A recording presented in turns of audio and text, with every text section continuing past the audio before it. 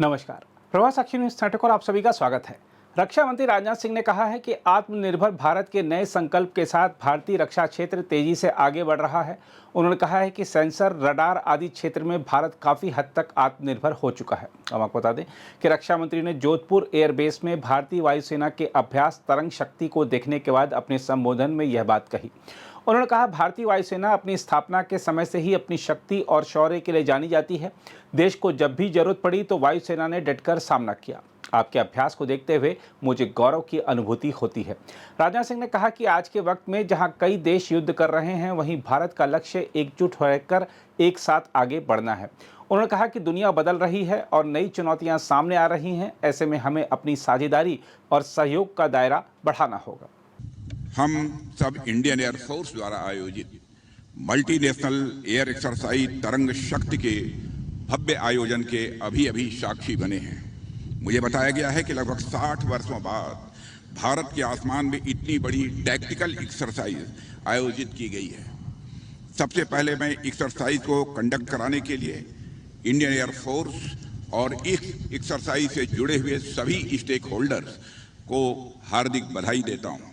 साथियों, भारतीय वायुसेना अपनी स्थापना के समय से ही अपनी शक्ति और शौर्य के लिए जानी जाती रही है।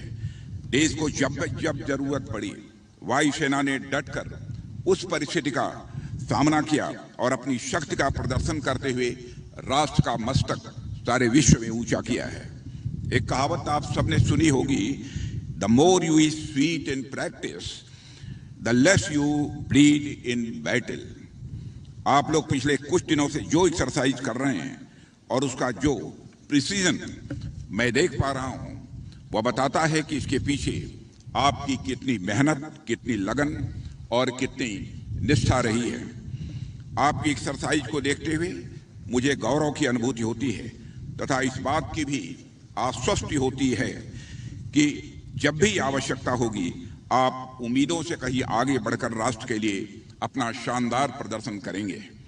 साथियों, तरंग शक्ति कितना अद्भुत नाम है। यह तरंग और शक्ति दोनों के अपने अपने अलग गूढ़ अर्थ होते हैं। आमतौर पर जब तरंग शब्द हमारे मस्तिष्क में आता है तो हमें समुद्र में उड़ती तरंगें दिखाई देती हैं, लेकिन तरंग का अर्थ सिर्फ लहरें ही नहीं होता है। तरंग तो संगीत में भी होता है, तरंग तो हमारे मस्तिष्क में भी होता है, तरंग तो कई बार लोगों की बातों में भी हुआ करता है। सही मायने में तरंग का अर्थ होता है एक ऐसा उतार चढ़ाव जिसे देखकर, जिसे सुनकर मन तरंगित हो उठे। इस एक्सरसाइज के दौरान हमारे और दूसरी पार्टिसिपेटिंग कंट्रीज के एयरक्राफ्ट ने हवा में जिस उतार चढ़ाव का शानदार प्रदर्शन किया है, वह सही मायने में तरंग की ही एक अभिव्यक्ति है। साथियों, इसका दूसरा शब्द है शक्ति। हम भारत के लोग शक्ति को महज पावर या फोर्स के रूप में ही नहीं देखते। हमारे लिए शक्ति केवल मानवीय गुण नहीं है, बल्कि हमारे लिए शक्ति का अर्थ साक्षात जगदम्बा भी होती है। आप सबने इस बात पर गौर किया होगा कि जब भी हम पूजा पाठ और आराधना करते हैं तो हम ईश्वर से अपने लिए शक्ति की भी कामना करते हैं। मेरे कहने का अर्थ यह है कि हमारे लिए शक्ति एक दैवीय गुण है और जिस प्रकार भारतीय वायुसेना ने अपनी शक्ति का प्रदर्शन किया है, उसे देखते हुए मुझे यह लगता है कि साक्षात शक्ति की कृपा हम सबके ऊपर है। साथियों, तरंग शक्ति का जो अर्थ हुआ, यानी इलेक्ट्रॉनिक वारफेयर सिस्टम के माध्यम से मॉडर्न कम्बैट में वायु शक्ति का प्रदर्शन, उसका आप लोगों ने यहाँ उपयुक्त उदाहरण प्रस्तुत किया है। लोगों ने इंडियन एयरफोर्स का ध्येय वाकई ही है touch the sky with glory, और आप सभी ने सही मायने में इसके अनुरूप अपना शानदार प्रदर्शन किया है। इसलिए पुनः एक बार आप सबको मैं हार्दिक बधाई देता हूं। साथियों, मुझे बताया गया है कि तरंग शक्ति का आयोजन 2 चरणों में किया गया है। इसके प्रथम चरण का आयोजन सुलूर में किया गया है, तो इसका दूसरा चरण जोधपुर में यह आयोजित हो रहा है। जब इतने बड़े स्तर पर कोई एक्सरसाइज होती है तो उसमें भाग लेने वाले देश एक दूसरे से काफी कुछ सीखते हैं। ऐसी कॉम्प्लेक्सिटी और इतने बड़े मैग्नीट्यूड पर जब कोई एक्सरसाइज होती है तो अलग अलग वर्क कल्चर, अलग अलग एयर कम्बैट एक्सपीरियंसेस तथा वार फाइटिंग प्रिंसिपल्स वाले सैनिक आपस में बहुत कुछ सीखते भी हैं। एक दूसरे से सीखने का क्या महत्व होता है उस पर अधिक बात करने की मैं जरूरत नहीं समझता हूं। पूरे मानव सभ्यता का इतिहास उठाकर जी आप देखें तो पाएंगे कि सीखते रहने के क्रम में ही सभ्यताओं का भी, सिविलाइजेशंस का भी विकास हुआ है। आम नागरिक हो या सेनाएं, वे या तो अपने अनुभव से सीखती हैं या फिर अपने आसपास के लोगों के अनुभव से सीखती हैं। हम हर चीज केवल अपने जीवन के अनुभव से ही सीखें, यह कोई बुद्धिमानी नहीं है। इसलिए अपने साथ के लोगों या अपने साथी राष्ट्रों से सीखना हमारी प्रोग्रेस के लिए यह अत्यंत आवश्यक है।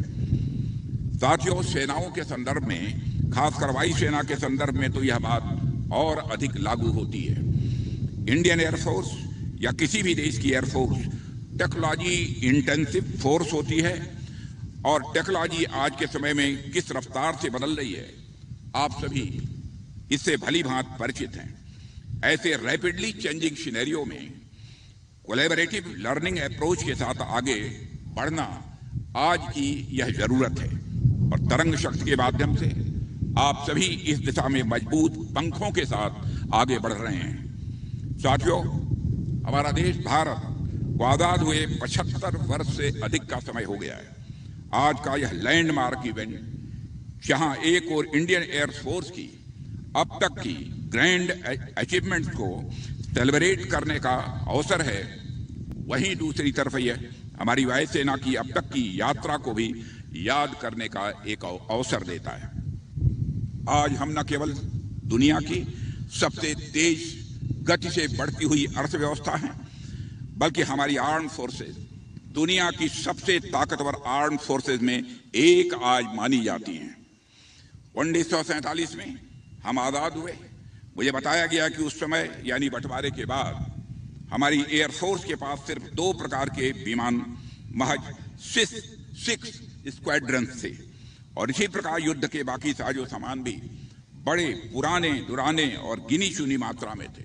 पर आज दुनिया भर के श्रेष्ठ और मॉडर्न एयरक्राफ्ट और नेक्स्ट जनरेशन इक्विपमेंट के साथ इंडियन एयरफोर्स ने अपने आप को ट्रांसफॉर्म किया है। इसलिए पुनः मैं अपनी इंडियन एयरफोर्स को हार्दिक बधाई देता हूं। साथियों, हमारी वायुसेना और हमारा डिफेंस सेक्टर आत्मनिर्भर भारत के नए संकल्प के साथ तेजी से आगे बढ़ रहा है। हमारा रक्षा क्षेत्र वेपन्स, प्लेटफॉर्म्स, एयरक्राफ्ट के निर्माण में इंडिजनाइजेशन की ओर मजबूत कदम बढ़ा चुका है। आज light combat aircraft, sensors, radar और इलेक्ट्रॉनिक वारफेयर जैसी चीजों में हम बहुत हद तक आत्मनिर्भर हो चुके हैं और इन क्षेत्रों में लगातार आगे बढ़ने के लिए हम प्रयासरत हैं। कुछ समय पहले तक भारत को आर्म्स एंड इक्विपमेंट के मामले में सिर्फ एक इंपोर्टर कंट्री के रूप में देखा जाता था, लेकिन आज भारत लगभग 90 कंट्रीज को आर्म्स एंड इक्विपमेंट एक्सपोर्ट करता है। ऐसे अनेक उदाहरण हैं जो हमारी वायुसेना और हमारे रक्षा क्षेत्र के इवोल्यूशन की एक स्वर्णिम कहानी कहते हैं। साथियों, आज जो प्रदर्शन हमारी एयरफोर्स ने किया है, उस प्रदर्शन को मैं महज एयरफोर्स के प्रदर्शन के तौर पर ही नहीं देखता हूं। जो एयरक्राफ्ट हमारी नजरों के सामने आसमान चूम रहे थे, उन्हें मैं सिर्फ एयरक्राफ्ट की उड़ान के रूप में ही नहीं देखता हूं, बल्कि मैं उन्हें इंटायर एरोस्पेस इंडस्ट्री के उड़ान के रूप में उसे मैं देखता हूं। यह जो उड़ान आज हम सब लोगों ने देखी है, इसमें हमने देखा कि एक मजबूत इंजन है जो एयरक्राफ्ट को आसमान तक पहुंचा रहा है। लेकिन वास्तविकता यह है कि एयरक्राफ्ट को आसमान तक पहुंचाने के पीछे हमारे एयर वॉरियर्स की डेडिकेशन के साथ साथ न जाने कितने इंजीनियर्स की नॉलेज लगी है, न जाने कितने साइंटिस्ट का विजन है, न जाने कितने टेक्नीशियंस की इसमें मेहनत लगी है, न जाने कितनी एकेडमिया और रिसर्चर्स की स्टडी और रिसर्च लगी है। यानी इस उड़ान के पीछे के असली इंजन ये सभी लोग हैं। साथियों, इंडियन एयरफोर्स रक्षा और सुरक्षा के मामले में तो पायनियर है ही, इसमें तो इनका डायरेक्ट कंट्रीब्यूशन है ही, लेकिन इनडायरेक्ट रूप से आप सब इकोनॉमी के दूसरे सेक्टर्स के लिए भी बहुत बड़ा योगदान देते हैं। इनडायरेक्टली आपके पीछे एक लंबी सप्लाई चेन जुड़ी है, जिससे देश में न सिर्फ एम्प्लॉयमेंट जनरेशन होता है, बल्कि इन सब के चलते देश में साइंटिफिक टेम्परामेंट भी डेवलप होता है।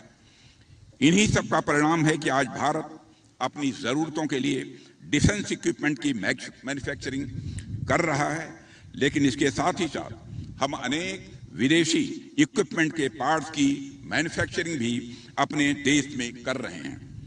आपको यह भी मालूम होगा कि भारत की हिंदुस्तान एरोनॉटिक्स लिमिटेड और फ्रांस की सेफ्रॉन हेलीकॉप्टर इंजन एक ज्वाइंट वेंचर के तहत हाई पावर इंजन के डिजाइन और डेवलपमेंट पर भी काम कर रहे हैं। इस ज्वाइंट वेंचर को सफल नाम दिया गया है। मैं समझता हूं कि इसका सिर्फ नाम ही सफल नहीं है, बल्कि यह ज्वाइंट वेंचर अपने प्रयासों में भी सफल होगा और डिफेंस मैन्युफैक्चरिंग के क्षेत्र में दोनों देशों के लिए स्किल और एक्सपीरियंस को बढ़ाने में भी यह मददगार साबित होगा, ऐसा मेरा विश्वास है। इसी प्रकार अनेक फ्यूचरिस्टिक और हाई टेक प्रोजेक्ट्स पर हम अपने मित्र राष्ट्रों के साथ भी मिलकर काम कर रहे हैं। साथियों, तरंग शक्ति जैसी एक्सरसाइजेस का अपना एक टैक्टिकल इंपॉर्टेंस तो होता ही है, पर इससे कहीं आगे बढ़ते हुए मैं इसे देशों के बीच के आपसी सहयोग, तालमेल और विश्वास में बढ़ोतरी के माध्यम के रूप में देखता हूं। ऐसे इवेंट्स हमारे और हमारी पार्टनर कंट्रीज के बीच फेथ इनहांस करते हैं, उनके बीच यह भरोसा जगाते हैं कि जब कभी भी आवश्यकता होगी तो हम सब एक साथ खड़े रहेंगे। तरंग शक्ति के माध्यम से हमने अपनी पार्टनर कंट्रीज के साथ अपने डिफेंस टाइज को और भी मजबूत किया है। साथियों, आज हमारे बीच कई सारी फ्रेंडली फॉरेन डिग्निटी भी यहां पर उपस्थित हैं। मैं उनसे यह भी कहना चाहूंगा कि आप लोग जब भारत आए हैं तो भारत की एरोस्पेस इंडस्ट्री को अच्छे से देखिए, इसका अध्ययन करिए। यह मेरा आप लोगों से विनम्र निवेदन है। और इस एक्सरसाइज के दौरान आप सबको यह अवसर भी मिला है कि आप विजिट्स के माध्यम से इंडियन डिफेंस मैन्युफैक्चरिंग इंडस्ट्रीज के फर्स्ट हैंड एक्सपीरियंस को भी प्राप्त करें। ये विजिट्स आपको भारत की डिफेंस इंडस्ट्री के रैपिड ग्रोथ और भारत की प्रॉमिजिंग कैपेबिलिटीज से अवगत कराएगी। कैसे हम एक साथ मिलकर डिफेंस मैन्युफैक्चरिंग की दिशा में आगे बढ़ सकते हैं, इसकी संभावनाओं को तलाश करने का मैं मानता हूं कि यह एक अच्छा अवसर है। भारत आपके साथ मिलकर काम करने के इच्छुक है। हम चाहते हैं कि हमारा कोऑपरेशन सिर्फ पॉलिटिकल या कहें टेक्निकल सिनर्जी तक ही सीमित न रहे, बल्कि हार्ड टू हार्ड सिनर्जी के रूप में बदले। आज के समय में जब दुनिया में एक दूसरे से आगे निकलने की होड़ लगी हुई है, कई स्थानों पर तो अलग अलग देशों के बीच लगातार युद्ध चल रहे हैं, इन विकट परिस्थितियों में भारत का लक्ष्य यही है कि हम एक दूसरे का हाथ पकड़कर एक साथ चलेंगे।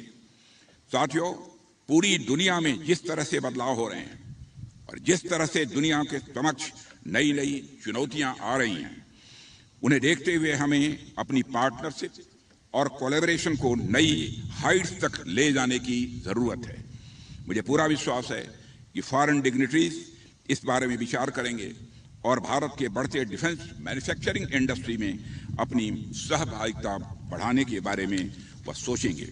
इस अवसर पर अधिक कुछ न कहते हुए मैं आप सभी को तरंग शक्ति एक्सरसाइज के सफल आयोजन पर अपनी तरफ से ढेर सारी बधाइयां देता हूं और मैं आशा करता हूं और विश्वास के साथ अपनी बात यहां समाप्त करना चाहता हूं कि हम सब इसी प्रकार मिलकर भारत की ताकत को आसमान की ऊंचाइयों तक पहुंचाने के लिए प्रयासरत रहेंगे। इन्हीं शब्दों के साथ आप सबको बहुत बहुत हम आपको यह बता दें कि रक्षा मंत्री राजनाथ सिंह ने एक दिन पहले दिए अपने महत्वपूर्ण बयान में कहा था कि मोदी सरकार का लक्ष्य उत्तराखंड, हिमाचल प्रदेश और अरुणाचल प्रदेश में चीन की सीमा से सटे गांवों को आदर्श गांव में बदलना है।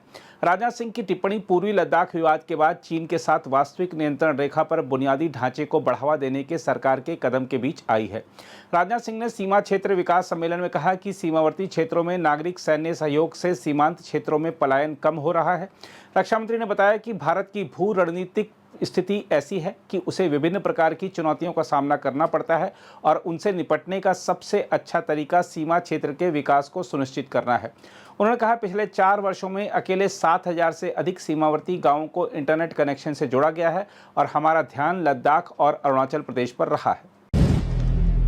अगर आप भी लेना चाहते हैं देश दुनिया की तमाम जानकारी तो आज ही सब्सक्राइब करें हमारे चैनल को। साथ ही नीचे दिए बेल आइकन को जरूर दबाएं ताकि हर अपडेट आप तक पहुंच सके।